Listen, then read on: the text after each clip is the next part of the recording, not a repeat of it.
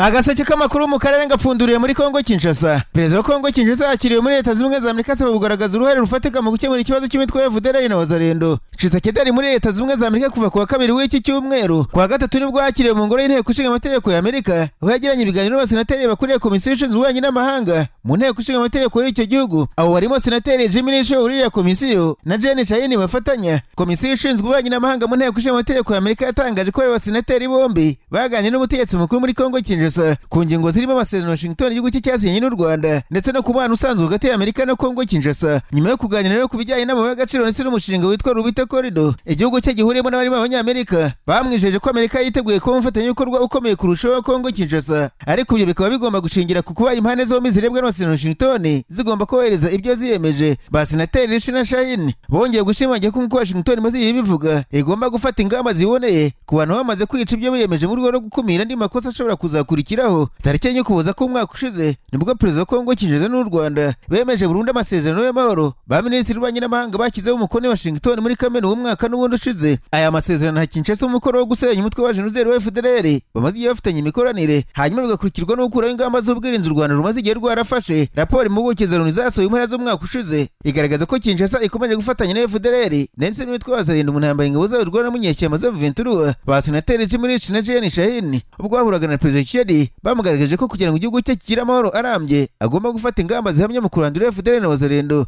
Bati kugira ngo habe umutekano urambye, Kinshasa igomba kugira uruhare rwayo mu kugabanya umwuka w'intambara, ifata ingamba zihamye zo kurwanya FDLR n'imitwe yitwaje intwaro ya wazalendo iri kwangiza imibereho y'abaturage. Tshisekedi kandi yasabwe gutegura ibiganiro rusange bihuza abanyekongo bose bo gushyira imbere inzira ya gisirikare nk'uko abasenateri babimusabye. Bati turizera ko nyuma y'uruzinduko Kongo izongera kwiyemeza ibiganiro bya politiki bifite ireme ku rwego rw'igihugu rwo guhitamo ibisubizo bya gisirikare kugira ngo Kinshasa ibashe kubaka ubumwe bwa politiki bukenewe mu guhuza igihugu no gushimangira ejo hazaza ubufatanye bwacu bw'ibihugu byombi. Amerika ku rundi ruhande ariko yavuze ko ifite impungenge ku bijyanye no kwigarura ibice byo mu burasirazuba bwa Kongo bikomeje gukorwa M23 ushyigikiwe n'u Rwanda ndetse n'ikihutirwa kuba ingabo z'u Rwanda zavanwa burundu muri Karere niba hari amahirwe y'amahoro nyayo kandi arambye. Abasenateri bayo bashimangiye ko abanyekongo barirwa muri miliyoni 23 bakeneye ubutabazi kubera inzara ikabije badakwiye gukomeza kuba igitambo cy'iriya ntambara. Shayini abije ku rubuga rwe rwa X yasabye ko M23 iryozwa kwica amasezerano Washington agamije amahoro n'iterambere hagati y'u Rwanda na Kongo Kinshasa. Nyamara ariko kandi perezida Kagame atangiza inama y'igihugu y'ubukenera ku nshuro ya 20 yagarutse ku ntambara muri Kongo Kinshasa, agaragaza ko u Rwanda rutagiye muri Kongo, ko iyo ntambara yatangira ihandi ikajya muri Kongo.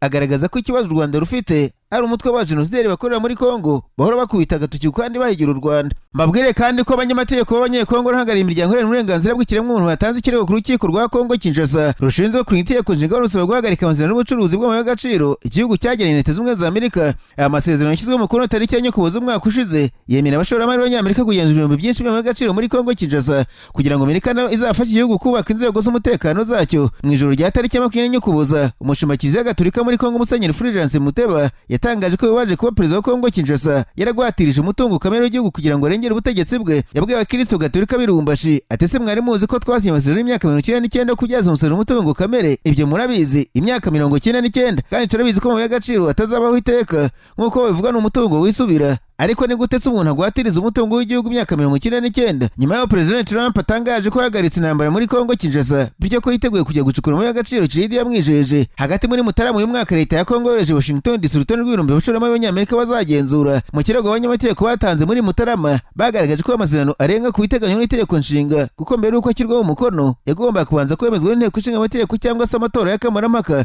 Abanyamategeko bagaragaje urukiko ko amasezerano arenga ku ngingo zigenga ubwigenge igihugu gifite ku mutungo kamere n'irindi riteganya ko ibihugu bingana imbere y'amategeko. Maître Jean Marie Karonje watanze icyo kirego ati binyuze mu gutanga iki kirego mu rukiko rushinzwe kurinda itegeko nshinga turi kubahiriza inshingano zacu nk'abanyekongo zo kurinda ubusugire bw'igihugu cyacu no gusigasira umutungo wacu kuba bazadukomokaho. Ikigo cy'Abanyamerika giharanira uburenganzira bw'abantu ku mutungo Oakland Institute cyatangaje ko ikirego cy'abanyamategeko n'abahagarariye imiryango gifite ishingiro kandi ko kiteguye gukomeza kubashyigikira. Nyamara ariko umujyanama wa Leta Zunze Ubumwe za Amerika ushinzwe ubufatanye na Afurika Masadi Bros yatangaje ko kugira ngo amahoro aboneke mu karere ka Afurika y'ibiyaga bigari bizatwara igihe kuko urugendo rutarangira ku kanya. tariki enye Ukuboza umwaka ushize u Rwanda na Kongo Kinshasa basinye amasezerano y'amahoro babifashijwe muri Leta z'Ubumwe za Amerika bemereye gushyigikira ibiganiro bya Doha bigamije guhagarika intambara mu ntara za Kivu y'Amajyepfo n'iy'Amajyaruguru. Ubwo M23 yafata ku mujyi wa Uvira tariki enye Ukuboza umwaka ushize, Amerika yamaganye iki gikorwa, ariko iri huriro ryasobanuye ko ryabikoze mu rwego rwo guhagarika ibitero ryabwagaho n'ingabo za Leta ya Kongo n'iz'u Burundi, wazalendo, FDLR n'abacanshuro n'ibyagabwaga ku basivile muri komine Minembwe. Mu kiganiro ku bikorwa by'ubutabazi muri Kongo na Sudani cyabaye ku itariki ya Gashyantare, Bros yatangaje ko Amerika itishimiye icyemezo cya M23 cyo gufata umujyi wa Uvira,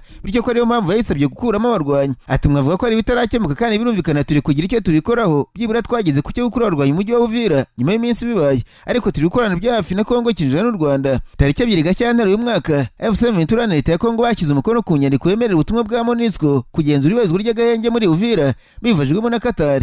Bros yagaragaje ko ibiganiro by'amahoro bya Doha nabyo ari ingenzi cyane kugira ngo amahoro aboneke mu karere, kandi ko ubwumvikane bwo kwemerera MONUSCO kugenzura agahenge ari intambwe ikomeye. Ati ntitwibagiye gahunda ya Doha y'ingenzi cyane. Ejo muri Qatar hatangijwe intambwe yagezweho hagati ya Leta na M23 mu rwego rwo kubahiriza agahenge, niko yabisobanuye. Mu gihe bitarakemuka, Bros yibukije abakurikiye iki kiganiro ko kugira ngo amahoro aboneke bisaba urugendo, ahamya ko kugira ngo akarere k'ibiyaga bigari gatekane bizatwara igihe kuko hari imbogamizi zigenda zivuka zigashakirwa igisubizo. Ati turabizi ko muri urugendo kandi bizafata igihe, hano no hariya tuzahurira n'imbogamizi, hari ibibazo bizajya bivuka ariko tugomba gushikama kandi turashikamye rwose. Perezida Trump arashikamye, yasinye nk'umutangabuhamya arashikamye. M23 ikomeje kugaragaza umuryango mpuzamahanga ukorera ingabo za Leta ya Kongo riri kurenga ku gahenge rinagaba ibitero ku basivile. Tariki 3 Gashyantare, M23 yatangaje ko itazarebera ahubwo ko izasenyera ikibaho gituruka hagati y'ikibuga cy'indege mpuzamahanga cya Kisangani cya Bangoka giherereye muri kilometero 17 uvuye Kisangani mu murwa mukuru w'intara ya Cupu. Ntabwo cyahagaritse ibikorwa byacyo nyuma y'ubwo bwo bitero M23 mu nezi cyumweru gishize nk'uko byatangajwe n'abategetsi. Ibi bisobanuro byatanzwe ku wa gatatu na guverineri wa Cupu Rengo Ndoriyari Babonga ubwo yasuraga iki kibuga. Kubwe ibikorwa birakomeje nk'uko bisanzwe mu mashami yose y'ikibuga cy'indege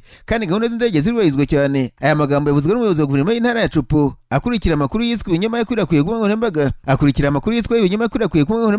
avuga ku kibuga mpuzamahanga cyafunze. Umuyobozi w'intara ya Cupu yabisobanuye avuga ati ndahumuriza abaturage bose ba Cupu kandi ndabasaba gukomeza kugira icyizere perezida wa Kongo Kinshasa, inzego z'igihugu cyane cyane abasirikare bacu b'intwari wa FARDC. Ibintu biri mu buryo, hano twasenye indege zitagira abaderevu 8 bagirije muri rero yabo ariko turababuza. Polere Ndongoriya yasabye abaturage gukomeza kuba maso no kutizera ibyitwa ibihuha byakwirakwijwe n'umwanzi agerageza guhungabanya ku karere. Yongeyeho ko ingamba zikomeye z'umutekano uzafashwe kugira ngo batsinde inyeshyamba. Ku wa gatandatu tariki 31 Mutarama no ku cyumweru tariki 2 Gashyantare nibwo ikibuga cy'indege mpuzamahanga cya Bangoka cyagwagwa ibitero na M23 yaje kwigamba ivuga ko yari igamije gusenya ibirindiro by'indege zikoreshwa mu bugabo bitero ku baturage mu cigenzura. Hanyuma kandi ku wa gatatu bavuze mu Rwanda ikaze muri santere y'ubucuruzi ya Bure muri teritwari ya Jugu hagati y'ingabo za Kongo Kinshasa n'inyeshyamba zo mu mutwe witwaje intwaro wa Convention pour la Révolution Populaire uyobowe na Thomas Rubanga. Nyuma y'imirwano yadusirwa hagati muri santere ya Bure, abaturage bagiriza gusubira mu ngo zabo bongeye guhunga ku wa gatatu nk'uko Radio Kapi bitangaza. Ibikorwa by'ubukungu byari maze iminsi bisubukurwa mu minsi yashize bireba ko byongeye guhungabana. Hakurikijwe amakuru yatangazwa n'ababyiboneye, imirwano yatangiye mu masaha ya 2 za mu gitondo ku isaha mu mudugudu wa Ngere utari kure y'inkambi y'abavana mu byabo yereye mu kibaya cya Savo. Umuturage urahungiye muri kariya gace yavuze ko ibisasu bya mbere byateje ubwoba bwinshi mu baturage byiganjemo abavanywe mu byabo. Imirwano yise ikomeza muri santere ya Bure. Amakuru aturuka mu gace avuga ko kurasana hakoreshejwe imbunda nto ziremereye byamaze hafi amasaha 6, ariko nyuma y'iminsi ikibuga cy'indege mpuzamahanga cya Bangoka kiri mu mujyi wa Kisangani mu ntara ya Cupu kigabwe igitero cya za drone. Umutwe wa M23 wemeje ko ari wo kirasheho. Afisa M23 yemeje ko arashe kiriya kibuga cy'indege ikanasenya ikigo cy'Urugogo ibitero bya za drone z'igisirikare cya Kongo Kinshasa. Nyuma y'amasaha make perezida wayo Bertrand Bisimwa ateguje kuri uyu mutwe ugiye gutangira kurasa ahantu hiro y'ingabo za Leta ya Kongo zifashisha mu bugabo ibitero bya za drone n'ibindege z'intambara zasukoye ku baturage mu duce babohoye ndetse no ku birindiro byabo. Ikibuga cy'indege cya Kisangani Cya Bujumbura mu Burundi ari mu hantu M23 yakunze gushyira mu majwi ko yifashishwa mu bugabo ibitero ku baturage b'inzirakarengane by'umwihariko batuye mu Minembwe ho mu ntara y'Kivu y'Amajyepfo. Igice kandi gisanzwe ingabo nyinshi z'u Burundi zishinzwe kuba zimaze amezi menshi zikora ubwicanyi abanyekongo bo mu bwoko bw'abanyamurenge. Gahunda y'uko M23 igomba kurasa ahantu hose Kongo Kinshasa yifashisha mu bugabo ibitero byo mu kirere mu biciro mutwe igenzura. Yanashimangira umuzabikorwa wayo ku nteye nanga anyuze kuri urwo rwa X nanga tumuro twamaze gutanga ku kibuga cy'indege cya Kisangani waciye umurongo utukura. Ubwiganze bwo mu kirere bwari bushingiyeho ingamba za Kisekedi ntibukiriho. Guhera ubu igikoresho cyose cyo mu kirere kizoherezwa kugira n'abaturage mu bice byabohowe kizasenyurwa giturutse yunzemo atamatwa yo kwirinda mbere yo kubaho igitero yatangiye gukurikizwa. Buri kibazo cyose kizakubitirwa aho gitangirira. Isesengura y'ikinyamakuru Bwiza yerekana ko nubwo nanga atigeze aho ubutumwa igihugu cy'u Burundi ubutumwa bwe bwumvikana ko ikibuga cy'indege cya Bujumbura nacyo nigikomeza kwifashishwa mu bugabo ibitero kuri M23 byanze bikunze nacyo kizaratswaho. M23 cyakora ku rundi ruhande yakunze kuvuga ko nta gahunda ifite yo kujya mu makimbirane n'u Burundi kuko butari mu ifitanye n'ibibazo, dore ko yemeza ko leta ya Kongo yonyine babifitanye. Uyu mutwe ku rundi ruhande ariko kandi wakunze gusaba Burundi kuvana ingabo zabwo muri Kongo Kinshasa no kureka gukomeza kwivanga mu makimbirane atabureba. Ni ubusaba gitega yimye amatwi, ndetse amakuru aba ko mu cyumweru gishize ingabo zayo n'iza M23 zacakiraniye hafi umupaka w'u Burundi na Kongo Kinshasa, hapfa Abarundi benshi. Andi makuru ava ko bikekwa ko abakomando b'M23 barabaga ibitero ku mipaka y'u Burundi na Kongo Kinshasa, bagashimuta abashinzwe umutekano n'urwo muri 24 barindaga iyo mipaka. Nararanganije amaso y'amakuru byandikirwa muri Uganda. Abanyamakuru bakiza amakaramu ku mapuro barandika banatwa leta ya Uganda yafashe icyemezo cyo guca burundu Abanyamerika Geoffrey Smith ndetse Robert Amsterdam ku butaka bw'icyo gihugu, ibagaragaza nk'abantu batemerewe gukanagira ku butaka bwa kiriya gihugu cyo mu majyaruguru y'u Rwanda. Smith washinze ikigo Vanguard Africa na Robert Amsterdam musanzwe uri umunyamategeko ukora mu Bwongereza, akaba n'umuyobozi wa Amsterdam and Partners LLP. Uganda bafata nk'abakoze ibikorwa byo kwivanga mu miyoborere imbere muri icyo gihugu mu buryo bunyuranyije n'amategeko. Kampani ifata ibikorwa byabo nk'igamije kuyisenya urwego mpuzamahanga no gushyigikira ibikorwa bya politiki bifatwa nk'ungabanya umutekano w'igihugu. Inzego z'umutekano n'iza diplomasi muri iki gihugu ziva ko bari abagabo bombi bashinzwe ibikorwa byo guhangana na leta ya Uganda byarenze ubuvugizi busanzwe bikajya mu bikorwa bya politiki bigamije kuyihungabanya. Leta ya Uganda kandi ivuga ko Smith na Amsterdam bagize uruhare mu gushishikariza guverinoma z'amahanga, ibigo mpuzamahanga by'imari n'imiryango mpuzamahanga guhagarika cyangwa se kugabanya inkunga byahaga kiriya gihugu, ibyafashwe nk'ibikorwa byo gusenya ubukungu bigamije kugabanya iterambere. Icyizere cy'abashoramari n'ubufatanye mpuzamahanga. Inzego z'umutekano zivuga kandi ko bombi bashyigikiye cyangwa se bamamaza ubutumwa n'ibikorwa by'amatsinda afatwa nk'ahungabanya umutekano hakurikijwe amategeko ya Uganda, ndetse bagakwirakwiza ubutumwa bugamije gukurura imvururu no gutesha agaciro inzego za leta. Banashinzwe gukwirakwiza amakuru afatwa nk'amabi asebanya kandi ashishikariza imvururu ku bijyanye na Uganda binyuze mu bitangazamakuru mpuzamahanga no ku mbuga mpuzamahanga. Ibyo kampani ko ari ubukangurambaga bwateguwe bugamije guharabika isura y'igihugu ku rwego mpuzamahanga. Abategetsi ba Uganda banavuze ko Smith na Amsterdam bashyigikiye cyangwa se basabirana abayobozi ba Uganda, ndetse bakaba barashishikarije iperereza mpuzamahanga ririmo no kohereza imanza mu rukiko mpuzamahanga rya ICC. Ku ruhande rwabo Smith na Amsterdam bavuze ko ibikorwa byabo bigamije kurengera uburenganzira bwa muntu, demokarasi n'uburizwa ry'amategeko. Bavuga ko ubuvugizi bwabo bukorwa mu buryo bwemewe n'amategeko kandi bushingiye ku mahame mpuzamahanga y'uburenganzira bwa muntu, kandi ko gusaba ibihano cyangwa se kubazwa inshingano ku rwego mpuzamahanga ari uburyo bwemewe no guharanira amahoro. Agaseke k'amakuru mu karere ngapfunikire wundi abanyamakuru bakozeje ba muri no barandika banatwara urundi babiri n'umucuruzi rw'ibiyobyabwenge w'umunyatanzania ari mu batawe muri yombi muri Zambia n'igikorwa cy'isaka nk'uko bitangazwa n'urwego rwa Zambia rwo kurwanya ibiyobyabwenge DEC. Abategetsi bavuze ko Abarundi n'umunyatanzania witwa Ahmed Muharamu ari bamwe mu bakekwa benshi bafungiye mu murwa mukuru Lusaka wa Zambia bafite urumogi rwinshi cyane hamwe n'ikinyobwa gikorwa mu buryo bwa gakondo cyo kuvura inkorora kirimo codeine. DEC yatangaje yiri tukekwa w'umunyatanzania arazi ko umucuruzi mpuzamahanga w'ibiyobyabwenge mu buryo bwa magendu. Urwo rwego rwongeye ko umugabo w'imyaka 40 yari amaze igihe ari ku rutonde rw'abarushakisha cyane. Itabwa muri yombi rya Muharamu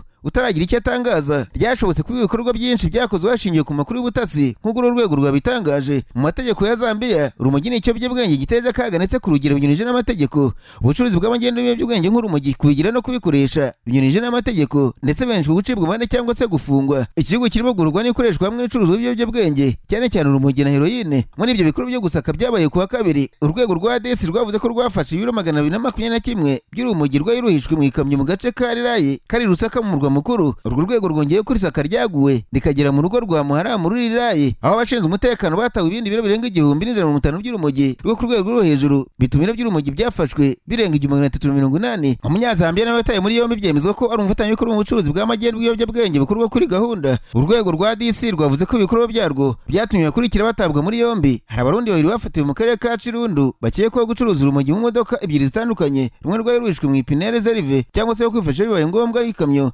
urundi ruri mu burungurushe ujyamo gaze cyangwa se gaze, aho urundi rumogi rwari rwavanzwe n'isukari, umunyu n'irangi rwahishwe mu bikopo by'amarangi. Umunyazambia ukekwaho gucuruza udusanduku 55 kwa Benilin irimo codeine i Lusaka. Abandi banyazambia babiri bakekwaho gucuruza urumogi ruhishwe mu modoka. Mu itangazo yasohoye DC yagize iti abakekwa bose ubu bari muri kaco mu buryo bukurikije amategeko ndetse bazagizwe mu rukiko vuba aha. Urwo rwego rwavuze ko rwiyemeje gutuma Zambia idakoreshwa nk'umuyoboro unyuzwamo ubucuruzi bw'ibiyobyabwenge cyangwa se ngo ihinduke ahantu byoherezwa.